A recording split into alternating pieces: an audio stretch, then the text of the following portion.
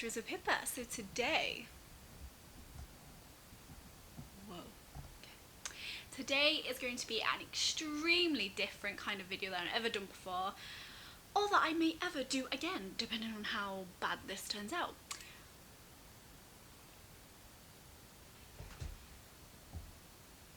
So let's get into it. So just before we do begin, I will be putting a lot of cream on my face. I have extremely dry skin, dry lips, dry ears. It only came on since I've been on my contraception. I'm very honest, I'm not gonna lie to you guys. So yeah, it's just one of the downfalls, many downfalls of contraception. So let's get started. The first question is, what am I known for? So you guys will probably know me as Mysteries with Pippa, the kind of small amateur YouTuber who gets a bit crazy and does cases. But my family and friends know me as Pippa, who hates work, who tries to be extremely nice, extremely sweet, who enjoys spending time at home. I'm definitely a homie. Who doesn't often wear makeup. I only wear it for my cases, and I'm never worried about anyone finding out who I am in Manchester. I have quite an influx of followers and subscribers from Manchester, because you wouldn't recognise me based in my other pictures. Here's a picture of me now, here's a picture of me dolled up. Catfishing. Oh my god, the next one is, have you ever been catfished? That's actually a bit weird, that. Yes, I have been catfished. Oh god, I can't believe I'm going to tell this story. I feel like I'm going to give away everything. When I was 14 or 15, I got talking to someone online. Don't talk to people online. I was one of those people. Actually, it worked out well because I met my fiance who online, but try not to talk to people online. Love NARS. Does it do the thing? Oh, that's really snazzy. So yes, I was catfished. I was talking to a guy called Max when I was about 14 or 15. I spoke to him for maybe 2 years. We were what I would class as boyfriend and girlfriend. And then on Christmas Day, funnily enough, he told me that he was a she. And yes, that was my actual face at the time. I blanked out a lot of that time because I was in a lot of shock when I found out that someone who I was talking to for 2 years was actually a she. But this guy lied, like this guy unbelievably lied. This guy said, well, that I was a girl, that she thought that she got someone pregnant before we talked. Now we know it's impossible because it was a woman. Yeah, so as you can imagine, that really traumatised me. And then to top it off, if you don't know, I've always loved to help people. This is the reason why I'm becoming a psychologist.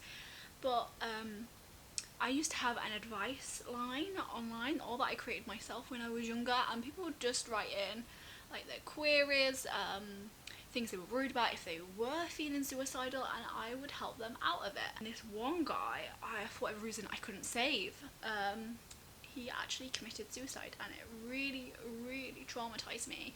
I'm really big on mental health, especially men's mental health, both equally, women and men's mental health. But I just feel like men's mental health isn't really understood or known in the psychological community, and I'm doing a lot of research and a lot of articles based on that during my time at university as a postgraduate, to be able to raise as much awareness as possible.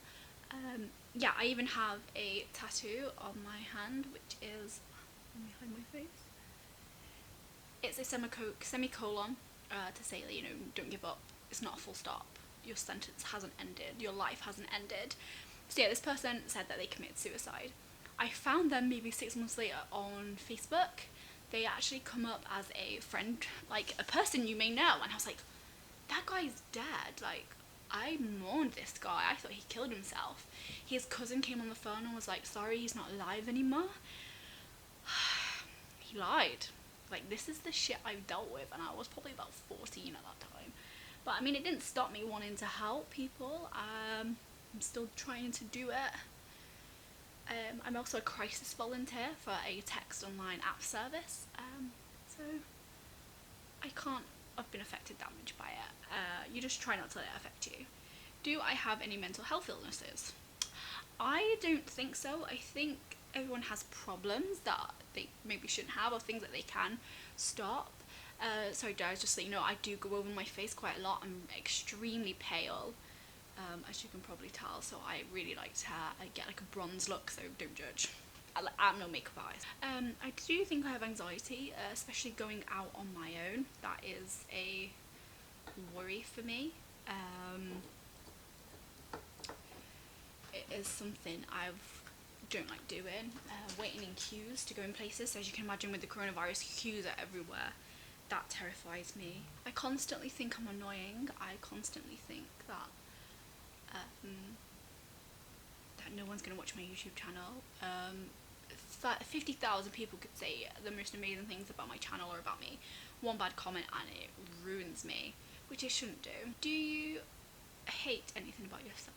My teeth is a main one. I don't know if you guys know, I paid to have laser eye surgery. I had extremely bad eyes. 10 out of 10, would not recommend. And it was really expensive, and I always said after laser eye surgery I would go have my teeth done. I'm just going to show you to get out of the way because people have mentioned it. So my front set are quite even, but my bottom set is quite rugged. I would like to get that sorted. It's a lot cheaper than laser eye surgery too, but we're saving up for a house at the moment, so it has to be after we buy our house because we're currently in a 1-bedroom apartment and I hate it. I mean, it's gorgeous, don't get me wrong, I have amazing design skills, but I want a house, I want a garden. How old am I? Tell me a little bit about yourself. I'm 24. I work in a laboratory in Manchester and I hate it. I feel like I always have a problem with colleagues. I feel like at this stage it has to be me. You know, like every job you have a problem with colleagues. That's me, and mainly I have a problem with them. They always think I'm super sweet and super nice, but I don't deal well with colleagues who are racist or arrogant or who are inappropriate or rude. I really can't get into it that much because I still work there. Tell us about your old boss. Oh god, that honestly, that'll be a story that I actually do, where I do a story time. But my old boss, I used to work at a jeweller's, selling jewellery, and my old boss was a nightmare. She locked me in a room for an hour, and then she also told me that I wasn't understanding things, so I should go walk around the mall? I'm gonna call it mall. I don't know what we call it here in the UK. I watch that many American programs. The mall. So for 2 hours, I got paid for it, but I mean, I would rather have learnt to work than do that. Yeah, I didn't last very long.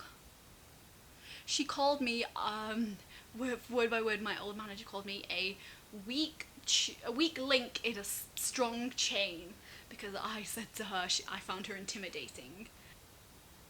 What made me get into YouTube? So, I thought about YouTube for a long time. I'm heavily into mysteries, I always have been, and I'll actually tell you where it started. So my dad made me watch a film once. It was based off true events, and I was like, oh dad, no, I don't watch films from the 1990s, no, oh no, oh no, oh.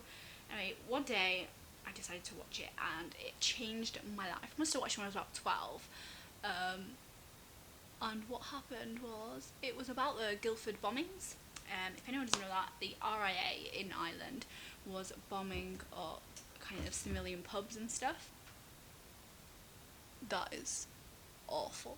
These people who were Irish moved to England and got convicted of a crime they did not commit. Obtained forced confessions from these people, and the judge actually said that if hanging was still available in the UK, because obviously by then it had been banished, or like the death penalty, that he would have no problem stating that charge and that he would sleep easily at night. So that made me realise the horrors of it. They got out at the end, and one of the things that made me get into it, so it's been something I've been thinking doing a while, and there's quite a few people on YouTube who do this kind of stuff. I mean, if you're watching me, you'll be watching much more better people than me. Should I do wings? Let's do wings. So yeah, there'll be a couple better people than me. However, there's not much English people, and I know people love my accent. If you're American, you're probably loving it right now. I don't hear an accent. So yeah, I figured that I would just go for it. It's weird because if my boyfriend at the time, he's now my fiance, had said no, I wouldn't have done it. I asked for his opinion. I said, I really want to do it. I don't think I'll get anywhere with it. I expected no more than 35 followers, not 600 that I'm on now, which is incredible. But no, he was adamant. He said, yeah, go for it. So I did, and here we are now.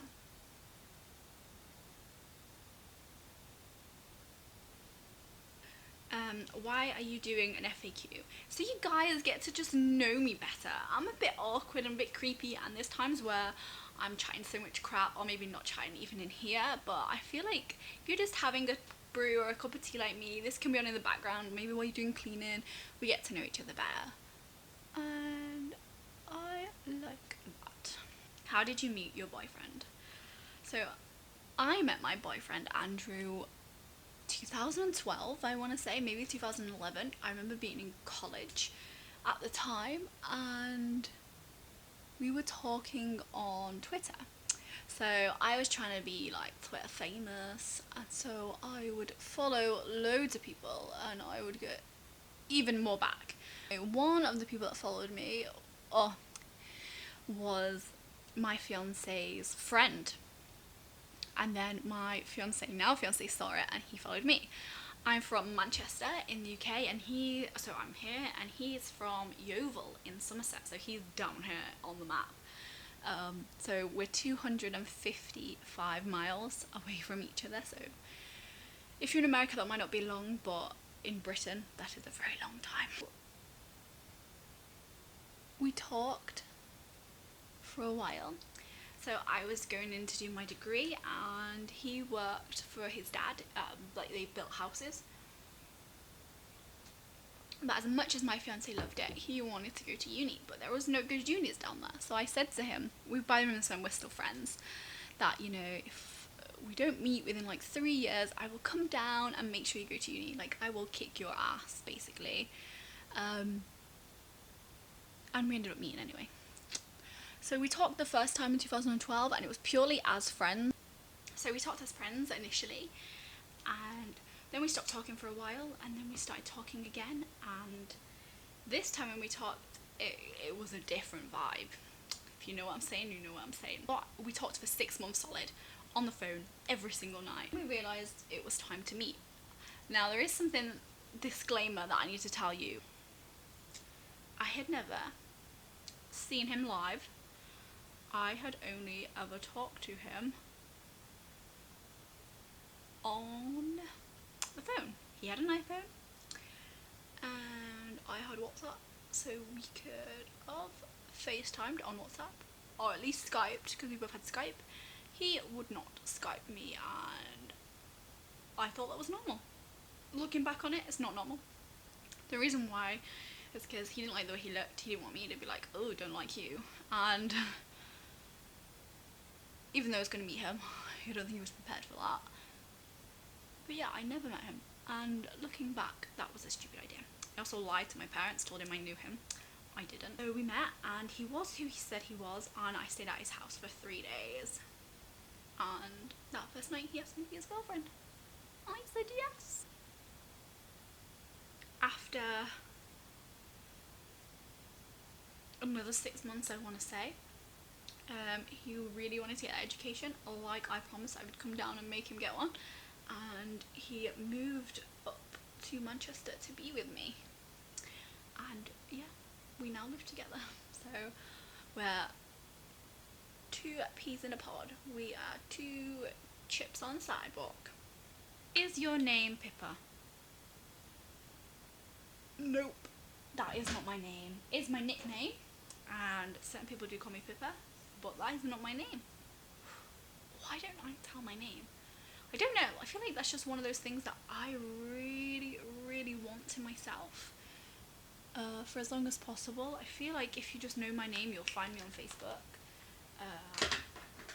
You know, I've been hacked so many times. People have used my pictures for catfish. I only post like a limited amount on social media where you can see me. If you had access to my Facebook, which is public, but you don't know my name, so.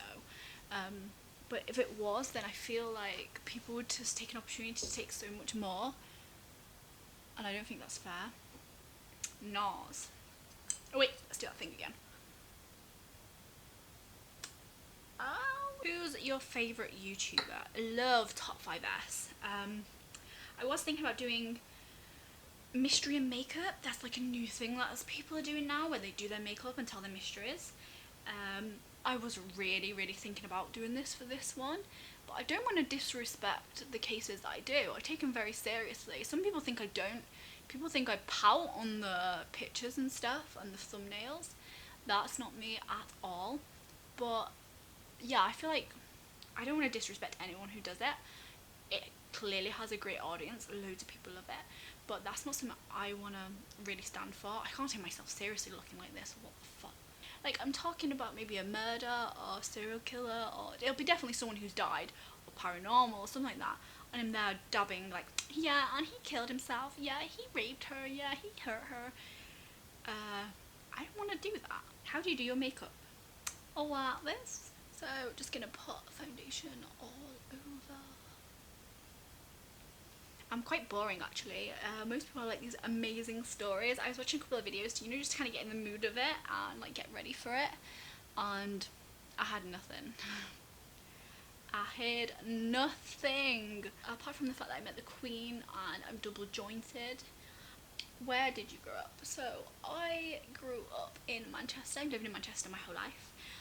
As I've got older, I've progressively moved to more kind of privileged houses and privileged communities. So growing up, I lived in one of the roughest communities in Manchester. But it's gotten better as we got older. I kind of noticed the difference because when I was younger, I used to always say to my mum, like, oh, can I have this, mum? Can I buy this, mum? She'd always say no. And like as I got older, the things wouldn't be no anymore, because my mum would say no, not because she didn't want to deprive me of stuff, but probably because we couldn't afford it. But as we were getting older, it was a case of yeah, of course you can have it. As I got older, the presents like at Christmas and birthdays and stuff got more expensive too. So it's nice to know like my parents are doing well. Just to show you how pale I am compared to my foundation, can you see the difference in colour? Yikes. And then don't forget your neck, and don't forget your ears either. Do I believe in a god? No, I don't. I'll tell you my views on it. I don't really want to go too far. So many friendships break up over politics and religion and stuff that I don't want to offend anyone on here. But I am such a big believer of, if there is a god, let's just say there is a god. I don't believe it, but I'm going to say there is a god. I wouldn't want to believe in him, support him, acknowledge him. All-knowing and all-powerful. Why would he allow so much misery to happen? You know, why would there be so much racism in the world towards people of colour? Why would everyone, you know, why do people kill each other every day? Why do kids die every day who are completely innocent? It's not fair. So if there is a god, I really don't want anything to do with him. Do I have any pets? I don't, unfortunately. I did have a cat. Her name was Tinkerbell. We can't have any cats in these apartments or any pets at all, really. Do I have any self-confidence issues? Yes, I wouldn't be a woman if I didn't. My main issues are here. So I tie my hair up quite a lot, and I've noticed the hair is starting to fade here because I have it so high up in a pony. So I'm trying to like loosen it and make it less, which is quite scary. My nose, I feel like it's too big. My teeth, the front's not too bad, the bottom's quite crooked. I don't like how pale I am. But I mean, this is every woman in the universe, and you will never ever get anyone who says they absolutely love themselves. If you do, I salute them so much. I always am a big fan of highlighter. God, it even shines. We'll go for gold, because today is a golden day. So yeah, today isn't about mysteries. Today is just about getting to know me. I can't imagine it's much fun because there's not much to know about, but it has been so requested. I figured, how could I not at least do that? So yes, I love doing this thing where you put it up close, or you gotta hide your face, and then like, isn't that just so cute? And then just gonna dab a bit of gold.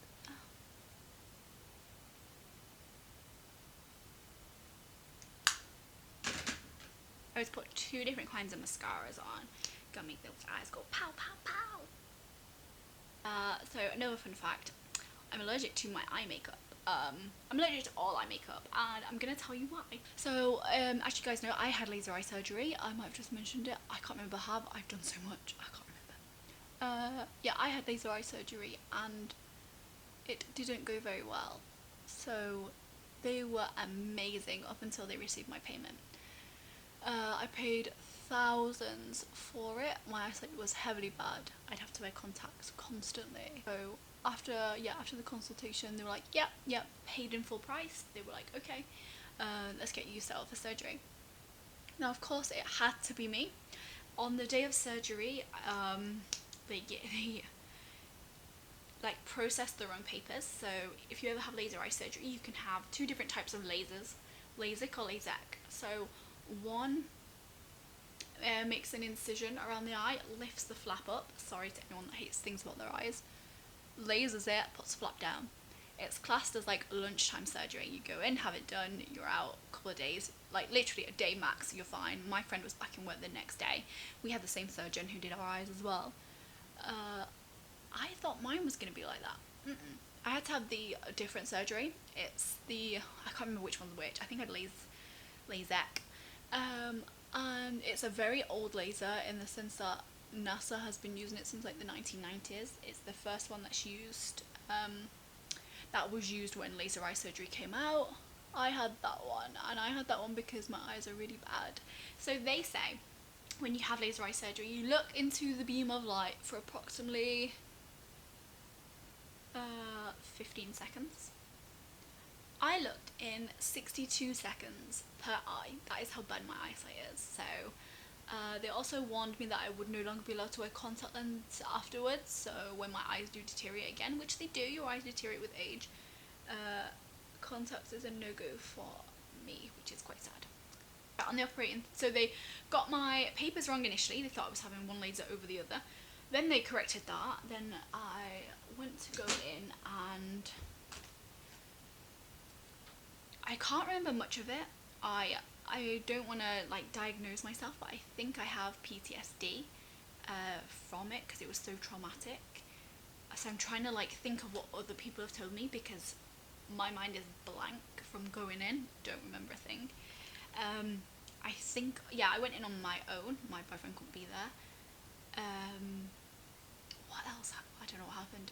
So I was in the chair, whatever. So when you first go in, you look up at this clock. You can't see the time. You go down, you have laser eye surgery. When you go back up, you can read the time. That was fine. I was the 1 in 10,000 that was allergic to the solution drop. So straight away, my eyes were very irritant. And then afterwards as well, I became allergic to the normal eye drops. I'm still allergic to them now. They irritate and burn my eye, but I need them to keep my eyes lubricant because I have severe dry eyes. Not because of contraception, but because I had laser eye surgery. My eyes sealed shut then as a recovery process. And I don't remember what happened for 4 days. It's completely blank in my mind. Apparently I just slept in it. I didn't shower, I didn't brush my teeth. It was gross. My partner completely took care of me. Then on the 4th day, I had an eyelash in my eye. Now, with the one that I have, they completely remove the first layer. So having an eyelash on your eye is not very nice. I had like bandages, like contact bandages to help heal. It was horrendous. It was the most awful pain I've ever been in. I do not wish it on anyone. That is mainly the only thing I remember was the pain, but I have completely lost all memory from my laser eye surgery experience, and I hope I never gain it back. Hi guys, just a quick disclaimer there. I spoke to my partner after this. Apparently, as well, I vomited in the surgery the day after. I don't remember going in the day after. I don't remember what happened. But apparently I was very sick and vomited. It's weird having kind of such a blank memory for a long period of time. It was about 4 or 5 days that I can't remember. I just glad that I still don't remember it.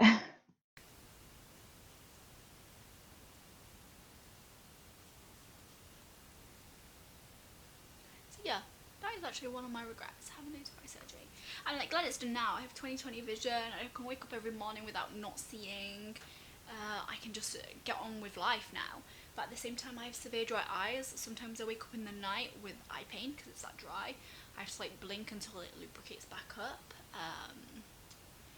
I blink a lot more than what I used to. I squint a lot more than what I used to, probably for the fact that I always want my eyes closed rather than open. That will be forever, I guess. I've accepted it. I'm also fine. I'm not trying to put people off laser eye surgery. I'm the 1 in 10,000, so you will be more than likely fine. But I'm not going to lie to you here either.